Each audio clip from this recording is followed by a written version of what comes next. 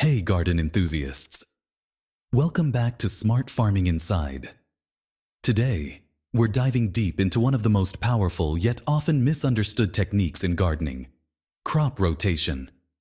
Whether you're a seasoned gardener or just starting out, understanding the ins and outs of crop rotation can make the difference between a thriving garden and one that struggles year after year. You know that feeling when your tomatoes aren't producing like they used to, or when the same pests keep coming back no matter what you do?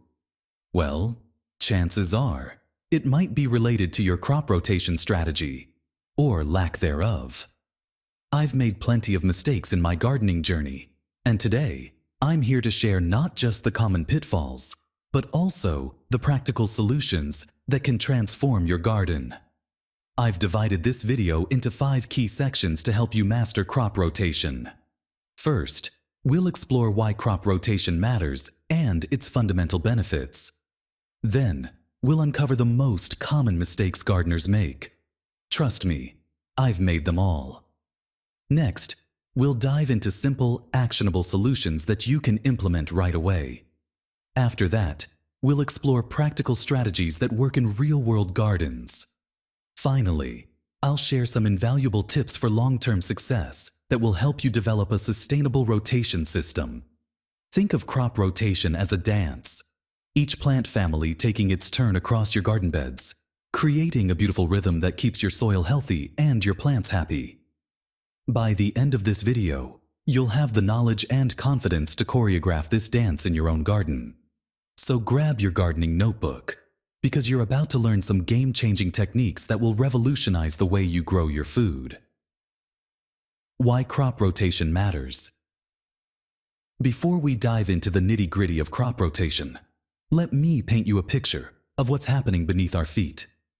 Every plant in your garden is like a unique character, each with its own appetite for specific nutrients. Some are heavy feeders, gulping up nitrogen like there's no tomorrow, while others are actually soil superheroes, depositing nutrients back into the ground. This remarkable relationship between plants and soil is exactly why crop rotation is so powerful. Think about it this way: if you ate nothing but hamburgers for every meal, you'd miss out on essential nutrients from other foods. Well, your soil feels the same way. When we practice crop rotation, we're essentially serving our soil a balanced diet.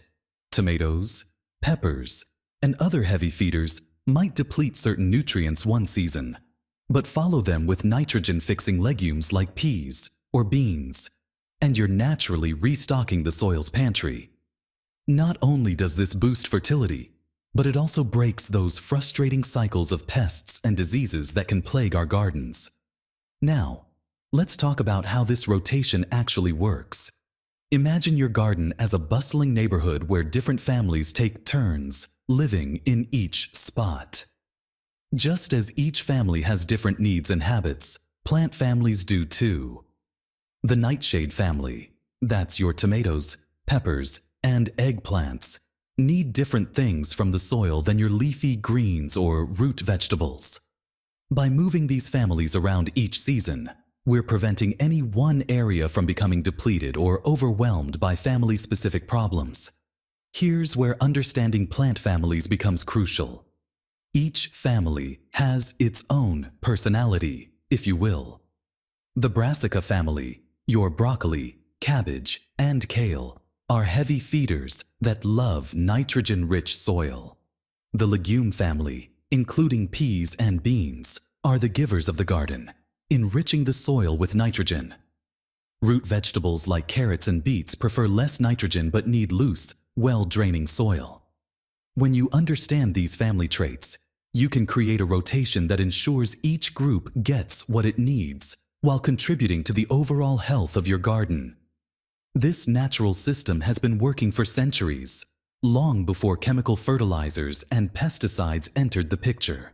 By working with these plant families and their unique characteristics, we're tapping into nature's own method of maintaining healthy, productive gardens.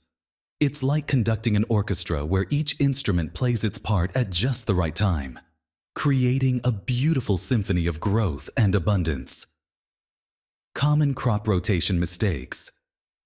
Now, Let's talk about some mistakes that can trip up even the most dedicated gardeners. I know because I've made them myself.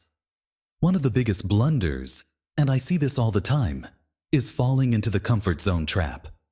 You know how it goes. Your tomatoes did great in that sunny corner last year, so why not plant them there again? And again. But here's the thing. While it might seem convenient, it's like inviting trouble to set up permanent residence in your garden. When we keep planting the same crops in the same spots year after year, we're essentially creating an all-you-can-eat buffet for soil-borne diseases and pests. These unwanted guests don't just pack up and leave. They multiply and get stronger each season. Meanwhile, your soil is getting more depleted than a smartphone battery at the end of a long day. I once had a gardener friend who grew tomatoes in the same bed for 5 years straight, then wondered why her plants were struggling with early blight and producing fewer fruits each season. Here's another common mistake that's easy to overlook: treating all plants as individuals rather than family members. Picture this. You're proud of yourself for moving your tomatoes to a new spot, but then you plant peppers where the tomatoes were. Surprise! Both are part of the nightshade family, so you're essentially dealing with the same issues you were trying to avoid. It's like moving to a new house, but bringing all your old problems with you. These closely related plants are vulnerable to the same diseases and attract the same pests, so you're not really rotating at all. But perhaps the most sneaky mistake of all is short-term thinking. It's tempting to focus on what you want to grow this season without considering how today's choices affect tomorrow's garden.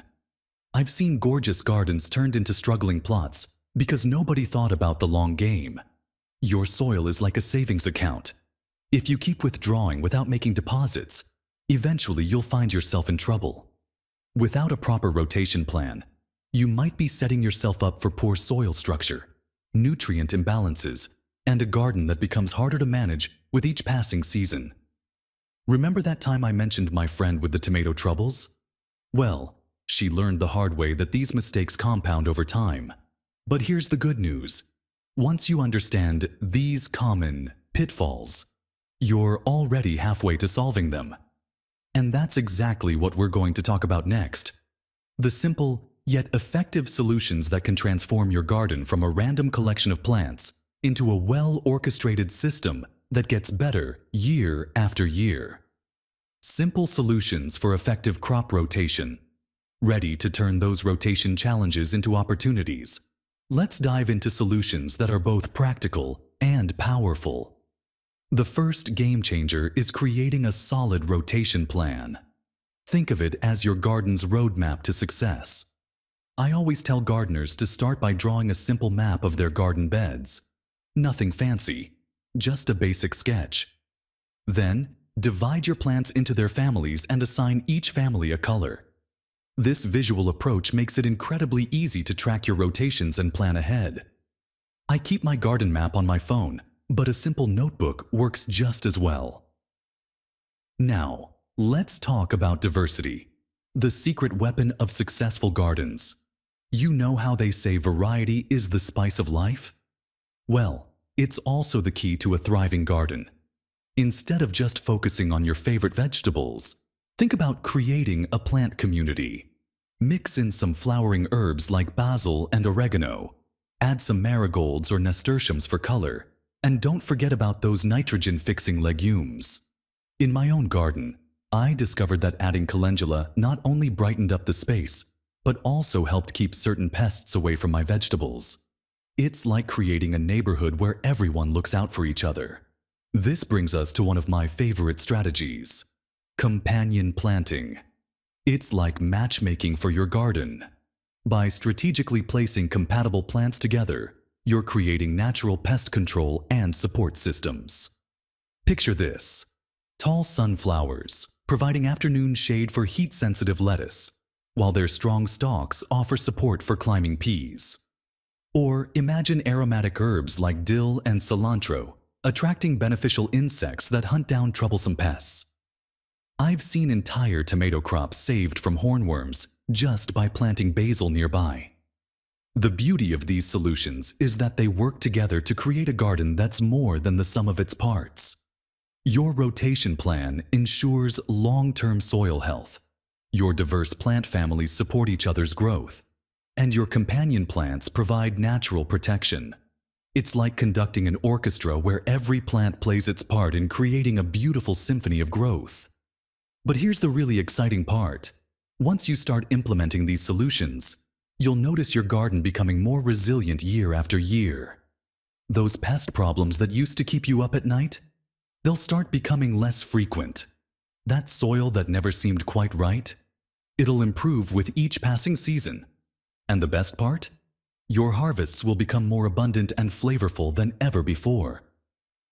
Practical crop rotation strategies. Now that we've covered the basics, let's get into the hands-on strategies that can really make your crop rotation sing.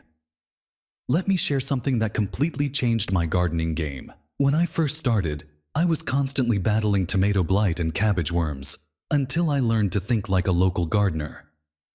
Every region has its own pest and disease challenges.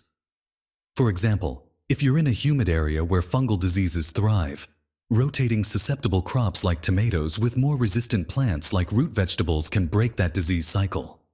It's like playing chess with nature. You need to think several moves ahead. Speaking of game changers, let's talk about cover crops, your soil's best friends. These unsung heroes of the garden deserve way more credit than they get. After harvesting your summer vegetables, instead of leaving bare soil, plant some clover, rye, or buckwheat. These cover crops are like a living blanket for your soil, preventing erosion, suppressing weeds, and adding organic matter when you turn them under. I remember the first time I used winter rye in my garden. Come spring, my soil was so rich and crumbly, it felt like premium potting mix. Now, here's a strategy that might seem counterintuitive. Sometimes the best thing you can do for your garden is nothing at all. I know, it sounds strange, but leaving some beds bare or fallow for a season can be incredibly beneficial. Think of it as giving your soil a vacation. During this rest period, many soil-borne pests and pathogens naturally decline without host plants to feed on. Plus, it gives beneficial soil organisms a chance to reestablish themselves. In my garden, I rotate one bed out of production each season, and the difference in soil health is remarkable. But here's the really cool part about these strategies. They work together synergistically. For instance, you might leave a bed fallow in early spring, then plant a cover crop of buckwheat in summer, followed by fall vegetables that are naturally resistant to your local pest pressures. This kind of thoughtful planning creates a garden that becomes more resilient and productive with each passing season.